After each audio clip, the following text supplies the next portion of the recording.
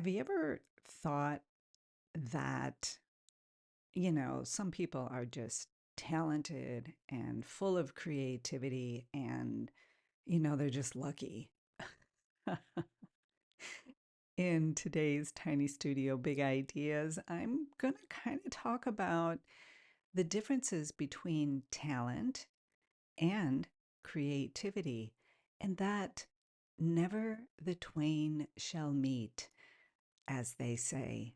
So, in this podcast, I really want to clear up this indoctrinated idea that talent and creativity are pretty much the same thing, and just kind of hopefully blow that out of the water so that we can have a healthier understanding of who we are, and that each and every one of us is both intrinsically talented, and we are all, every single one of us, beautifully creative.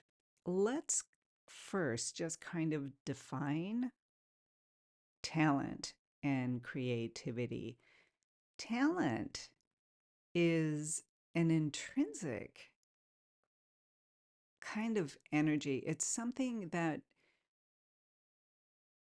we come into this world with.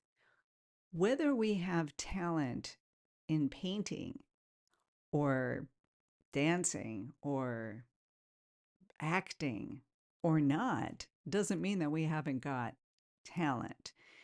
And talent is something that everybody has on a personal level. You grow up and you just have this proclivity towards painting and drawing. For me, right? That was my thing. I have a proclivity towards that.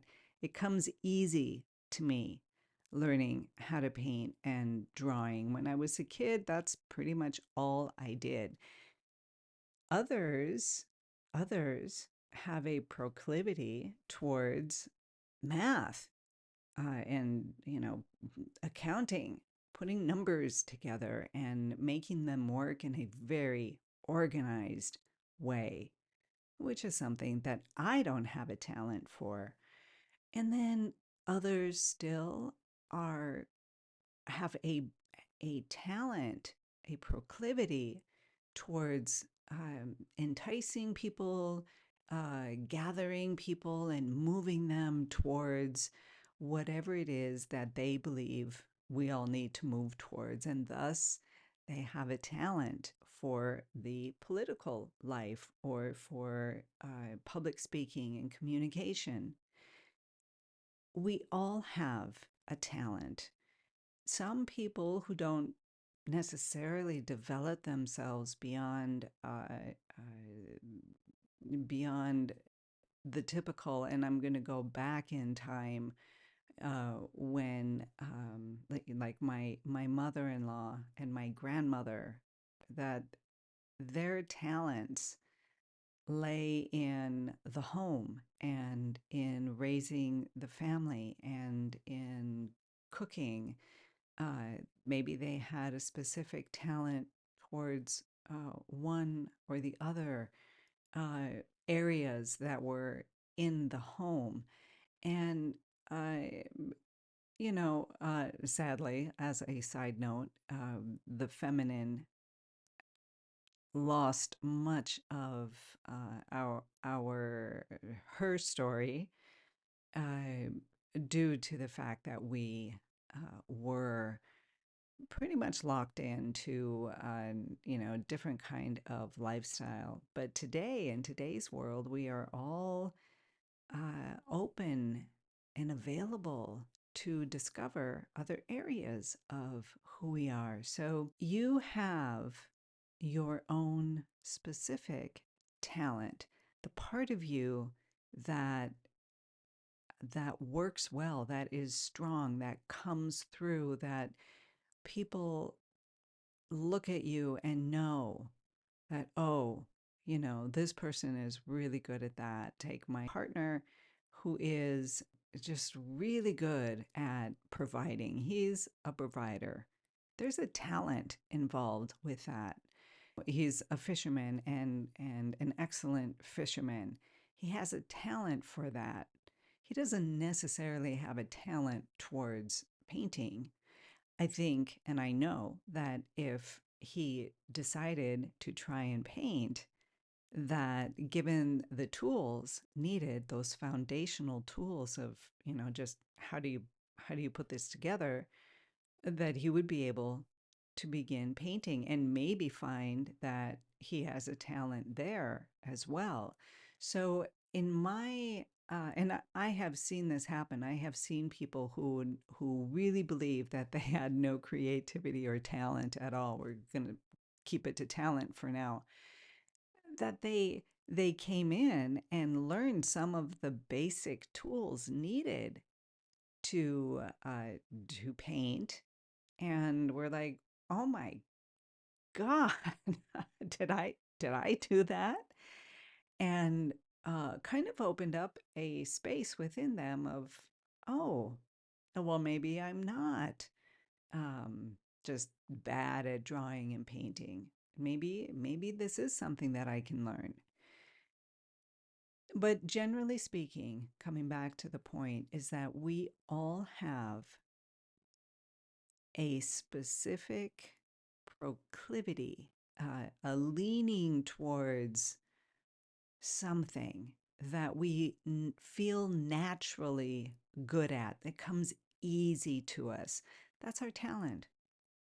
And it's not just stuck in the artistic little box of life. It's not. And when you develop that talent, right, and you work at it, you become even more talented. Think of a kid who loves to kick around a ball and they dream of being a soccer player, and they're playing and practicing and having fun and learning and having bad days and failing and coming back. And they go through that whole process of building themselves up towards becoming a professional player. And as they learn, they get their coaches, they get in a team, they push themselves, they learn, they practice, they eat well, they do all the things necessary to move them into this space. They had the initial innate talent for it, a proclivity towards kicking a ball, and they developed it into an even greater talent. So you start with a proclivity, you start with the want, with that with that inkling of, I want to try this. And then you develop it and grow and develop it and grow, and your talent grows and develops along with you. So that's talent. Now let's take a look at creativity. Creativity is a completely different realm. Uh, it's something that really has nothing to do with your specific talent or talents. It is a universal energy. It is something that is who we are. It is what the world is made of. Creative energy just coming in, and you can call upon it, you can bring it down, you can limit it, and use it to feed and nourish that area, that proclivity that we all have to grow our talents, our specific talents. And you can use creative energy, and we do use it, every single one of us, every single one of us, with every decision that we make. We are using our creativity, that creative energy, for everything. And I've talked about this again and again.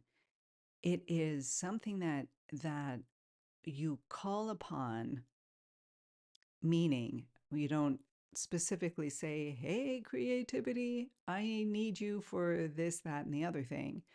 What I mean by calling upon is we get this awareness, this idea, this notion, this understanding that, oh, um, I need to clean the house. And it's just a thought. And then we put it in, we work it like this is what happens with me. Like I have the thought, I got to clean the house today. And then I immediately imagine the house cleaned. And so I foresee it. And then I bring the energy down. I get up out of my chair and I grab the broom and I start cleaning and washing the dishes and putting the house in order. That is creative energy in action. Creativity is a universal energy. You lock into it, you pull it in, you have a thought, you limit it down, you make it physical, and then you create something. You create a meal for the family, you create a painting, you do the books, right? Because that is the creative energy that came through you. And, you're like, okay, today I need to log in the numbers and finish, whatever, whatever. In the accounting world, you can tell I'm not a numbers person. So these are two distinct energies. One is your own personal proclivity towards something, your talent, and the other is the universal creative energy that we bring in and limit and paint a painting, do a drawing, get in the dance studio and take a class.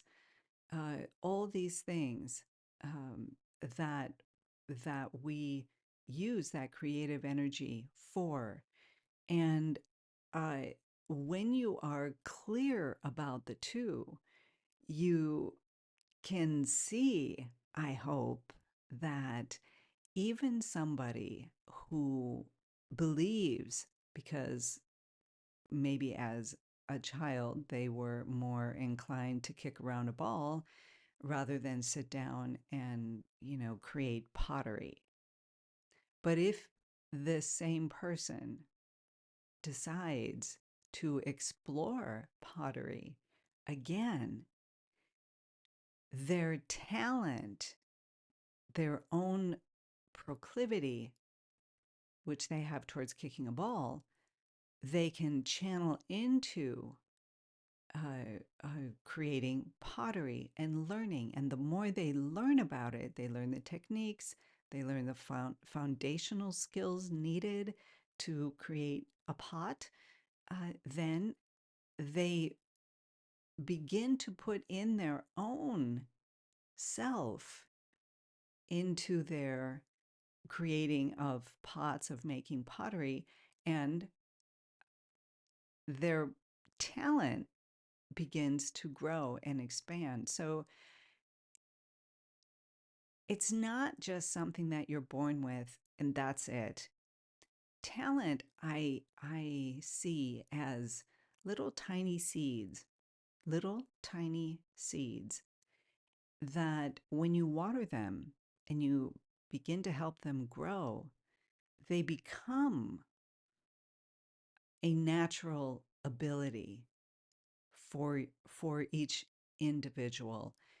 let's take a very odd example, but one that's very valid, valid, especially for me, because when I first came to Greece and met my husband, he was a fisherman, and I, having no experience with fishing, not even liking to fish, but I just never liked it. I thought it was cruel, um, and I could not tie a hook. I could not do anything, and I just figured that it's not for me. But because of this new input in my life, I thought, well, I'm going to learn how to tie hooks. And in the Greek fishing world, you have the long lines. So you would have these big baskets, barrels with about 800 hooks tied into them, and maybe 5 or 6 of those on a fishing trip when he would go out fishing. So I started learning how to tie the hooks. And at first, I wasn't very good at it. But then I learned how it goes, and then I learned the foundational skills, and then I began to see other things. Just when I pulled uh, with my arm out uh, directly to the side, tightening the line, the knot in the line around the hook, if I held my arms in a certain way, it worked better. It was a very slight alteration, but it worked better. And I became uh, very fast. And you could say that I had a proclivity towards tying fishing knots. So the difference being is it something that I love to do that just lights my fire? Well, uh, in some ways, yes, but not as fully as when I'm in my painting studio and I'm creating an artwork. So my natural proclivity is towards the arts, not towards tying fishing knots. Uh, you know, um, but but I developed a proclivity towards tying fishing knots and creating the long lines and going out fishing with my husband, and learning how all of that goes, how the ship is moving on the water, the kaiki, the fishing boat. It's not a ship. How it's moving on the water, the waves, how I'm going to control the boat to stay on track for the fishing line with the waves. All of these things I became very talented at. I got good at them. And to a point where I understood how all of these things worked at a level where we were in very, very rough seas, very, very far away from the shore, with very strong winds and dangerously strong winds. And we needed to get the fishing nets. We were working fishing nets at the time. We needed to get them up on the boat, and I needed to very, very carefully hold the fishing boat straight on into the waves, and not letting it turn not even 30% right or left. Otherwise, we would have been ransacked by by the waves. And I had such a talent. I had developed the talent to know inside uh, just how far I needed to go, just when I needed to steer the boat back head on into the waves. how far I needed to go to the side and then to turn back forwards, because you had the fishing lines had to come up on the side of the boat, so it wasn't working to be just straight on into the waves. I had to turn enough to pull in the net and then readjust and then come. It was a very, very delicate movement, very similar to the final stages of a painting where you're getting your edge work right. And I discovered then that I did in fact have a talent to uh, to being the captain of the boat, to steering the boat, to maneuvering the boat in rough seas. That's a pretty big achievement from something that I never, ever in my life imagined or even wanted to do.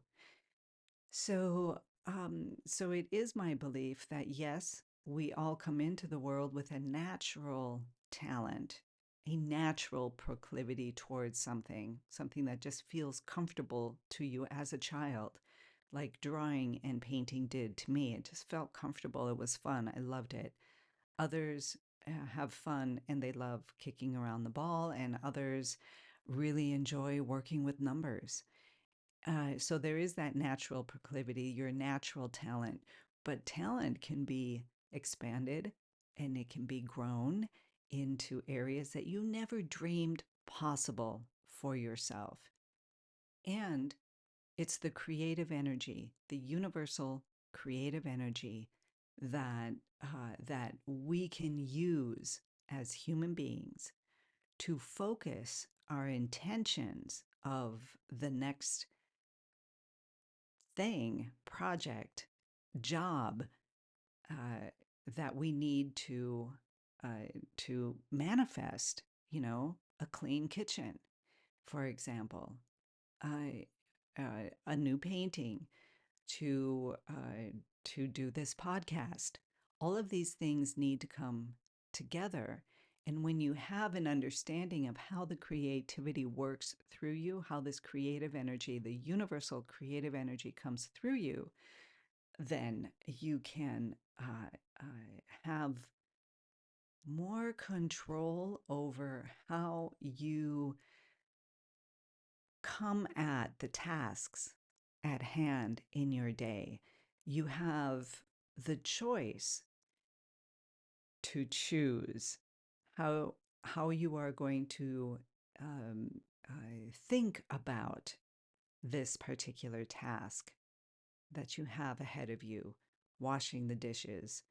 Am I going to choose to be in drudgery and that I absolutely despise washing the dishes? Or am I going to come at it and say, this is the perfect time to listen to a podcast while I'm washing the dishes and cleaning up the kitchen? So there's joy in having your clean sink, and there is joy in learning something new while you're doing a mundane task like washing the dishes. And that is the realm of the creative energy. And we all have it, we all use it.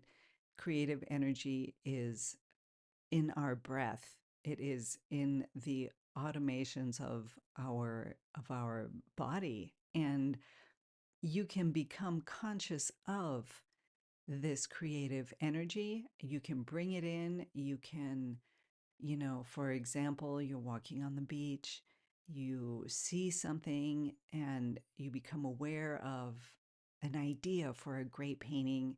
You imagine it, you think about it, you visualize it, you fantasize, you check out different ideas about the possibilities of this painting that you're thinking about. You begin to draw it out, to communicate it with notans and value sketches.